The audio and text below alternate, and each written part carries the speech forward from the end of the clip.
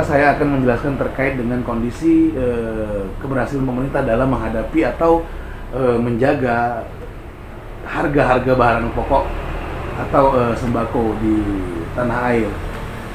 Ya tentu Indonesia hari ini masih dalam proses pemulihan akibat pandemi COVID-19 yang terjadi, dan tidak hanya di Indonesia sebenarnya, bahkan di negara-negara belahan dunia pun masih mengalami pemulihan akibat COVID, karena sangat terasa sekali ya bagaimana dampak ekonomi akibat pandemi COVID yang terjadi beberapa tahun kemarin.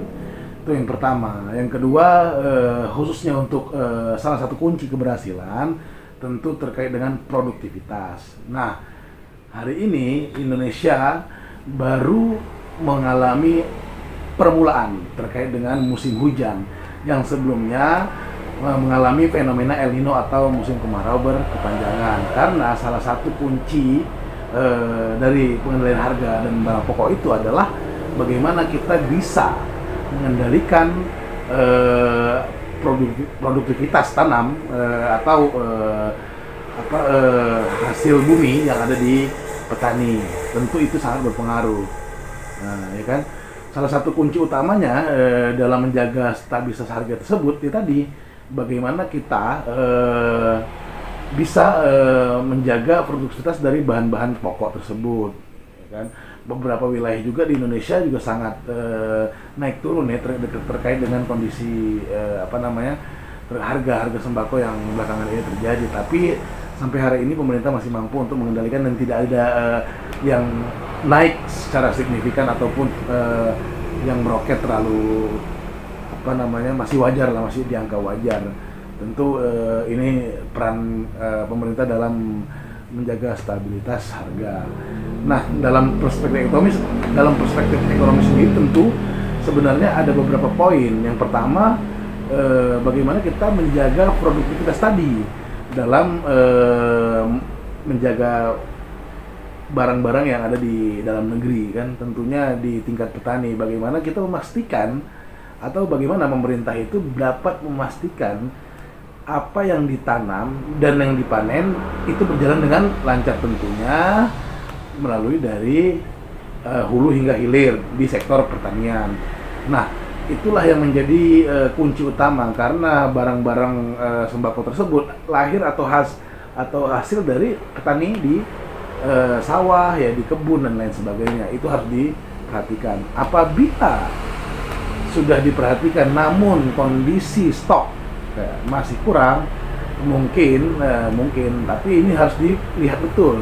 Pemerintah bisa melakukan impor dari berbagai negara yang menjalin kerjasama yang baik dengan Indonesia. Nah, ini bisa dilakukan untuk mengendalikan harga. Tentunya dapat menekan harga sehingga lebih murah dan tidak naik yang terlalu tinggi ketika ada impor yang masuk. Nah, ini harus dihitung.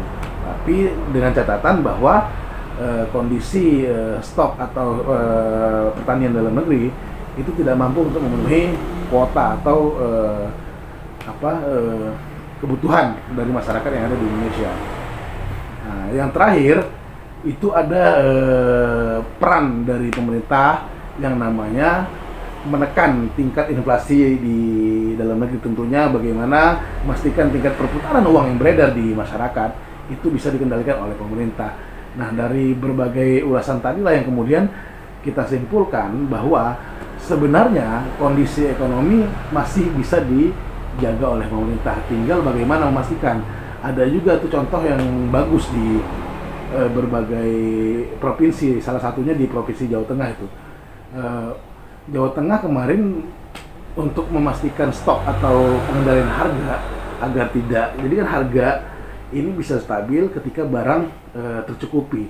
Nah, ini dia menyuplai ke daerah-daerah yang memang barangnya minim. Jadi yang barangnya berlebih itu disuplai ke daerah-daerah yang minim, sehingga itu mengakibatkan harga bisa stabil. Jadi kan tidak langka. Biasanya kalau langka itu naik harganya. Nah, itu udah rumus ekonomi. Itu salah satu contohnya. Dan yang lain tadi mungkin impor bisa dilakukan juga ya.